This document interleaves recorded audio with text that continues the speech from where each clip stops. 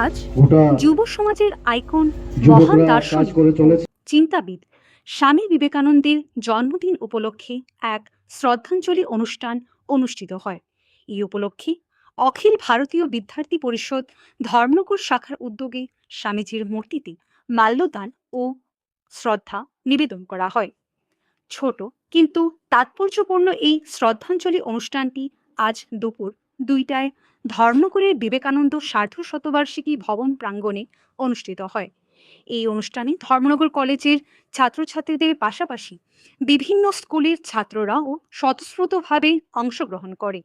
স্বামী বিবেকানন্দের আদর্শ, চিন্তাধারা ও যুব সমাজের প্রতি তার আহ্বানকে স্মরণ করে উপস্থিত ছাত্রছাত্রীরা তাদের অনুভূতি প্রকাশ করে।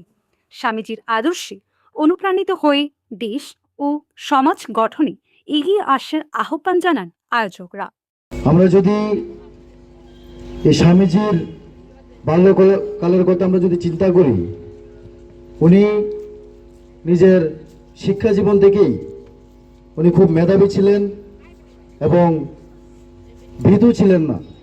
কখনো তিনি ভয় পেতেন না এবং তিনি মনে মনে ভাবতেন যে ভগবান বা ঈশ্বর আছে কিনা সেই বিষয়ে তিনি চিন্তা করতেন। সেই উদ্দেশ্যে তিনি বারবার নিজের মনকে প্রশ্ন করতেন যে কোথায় গেলে ভগবান পাওয়া যাবে।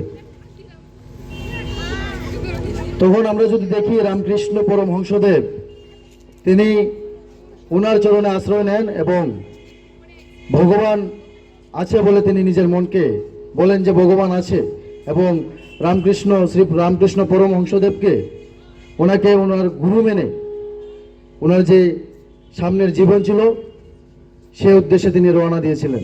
এখন যুব প্রেরণার যিনি স্বামী বিবেকানন্দের জন্ম জয়ন্তীতে অখিল ভারতীয় বিদ্যার্থী পরিষদ ধর্মনগর নগর শাখার উদ্যোগে আজকে এখানে আয়োজন করা হয়েছে। এখানে উপস্থিত আমাদের ধর্মনগর যে স্কুলের ছাত্রছাত্রী, তৎসঙ্গে ধর্মনগর ডিগ্রি কলেজের ছাত্রছাত্রীরা সবাইকে অখিল ভারতীয় বিদ্যার্থী পরিষদ উত্তর ত্রিপুরা জেলার পক্ষ থেকে আন্তরিক প্রীতি, শুভেচ্ছা, অভিনন্দন। অখিল ভারতীয় বিদ্যার্থী পরিষদ নন পলিটিক্যাল স্টুডেন্ট অর্গানাইজেশন এবং যে ছাত্র সংগঠন যার দেখানো দিশা নিয়ে কাজ করে চলেছেন তিনি হলেন যুব প্রেরণা, যুব আইকন স্বামী বিবেকানন্দ।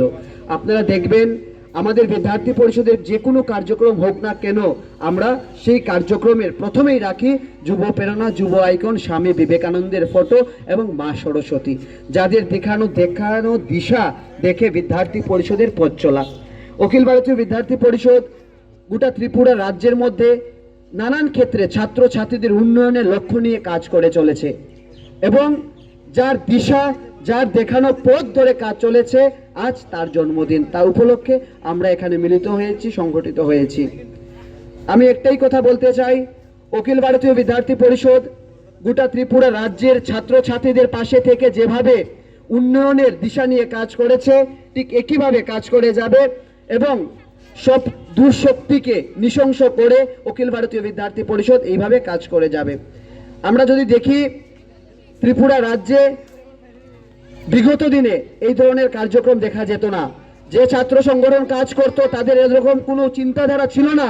তার একটাই ছিল কিভাবে কমিউনিস্টবাদকে সঙ্গে করে পাথেয় করে কাজ করা। কিন্তু অখিল ভারতীয় বিদ্যার্থী পরিষদ স্বামী বিবেকানন্দকে সামনে রেখে স্বামী বিবেকানন্দের দেখানো দিশা দেখে কাজ করে চলেছে। নাম রূপক সেন, বর্তমান দায়িত্ব ত্রিপুরা প্রান্ত সহ সম্পাদক। আমরা সকলে অবগত আছি আজ 12ই জানুয়ারি আমাদের যুব আইকন, যুবকদের প্রেরণা স্রোত স্বামীজির জন্মদিবস। আজ উত্তর ত্রিপুরা জেলার সাংগঠনিক জেলার খুব সুন্দরভাবে মাল্যদান এবং পুষ্পাঞ্জলির মাধ্যমে আমাদের আজকের সুন্দর দিনটিকে উদযাপন করা হয় এবং উত্তর ত্রিপুরা জেলার অনেকটি বিদ্যালয় এবং স্কুল ক্যাম্পাসে বৃক্ষরোপণ এবং কুইজ কম্পিটিশন এরূপ কর্মসূচি পালন করা হয়।